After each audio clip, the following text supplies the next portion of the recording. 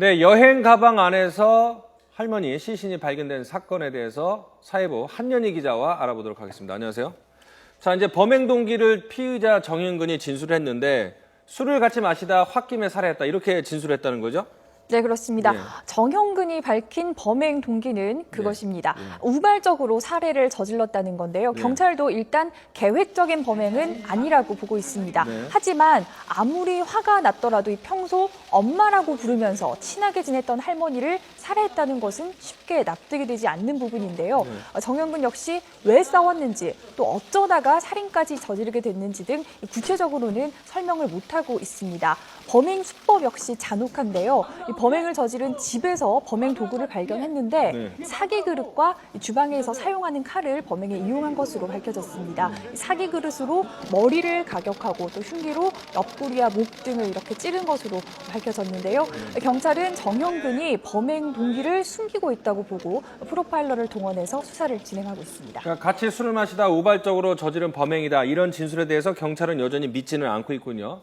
어쨌든 그렇다면 왜 시신을 여행 가방 안에 숨겨서 버렸다고 합니까?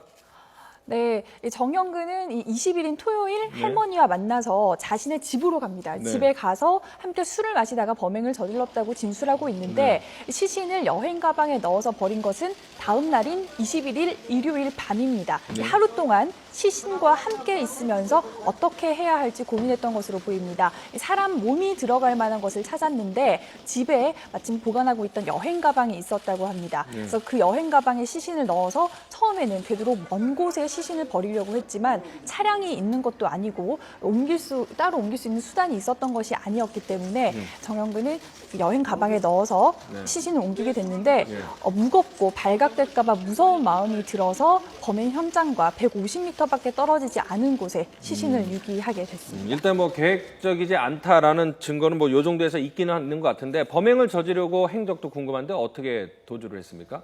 네, 범행을 저지른 뒤에 이 정형근은 경찰 수사 직전까지 주변에서 머무르면서 피해자 가족들과도 접촉을 했습니다. 수사가 시작이 되자 걸어서 도주를 시작을 하는데요. 다른 교통수단을 이용하면 들킬 것을 우려하는 마음이 있었고 또 평소 걷는 것을 좋아한다고 진술하기도 했다고 합니다. 특별히 아는 곳이 있었던 것도 아니고 또 친한 친구는 이미 경찰이 감시를 하고 있었던 상황이라서 무작정 그 범행 현장인 인천 간석동에서 경기도 부천을 거쳐서 서울까지 걸어서 이동을 하게 됐는데요. 개봉동에서 아들 체크카드로 그 도피 자금인 현금 45만 원을 인출하면서 경찰이 처음으로 이 정형근의 위치를 정확하게 파악했습니다. 자, 마지막에는 어디에 숨어 있었던 거죠? 마지막에 검거된 곳은 서울 을지로에서 체크카드로 술을 사다가 결국 검거가 됐습니다. 예. 그 뭐 몸을 숨기거나 이런 거는 어디서 했는지는 아십니까?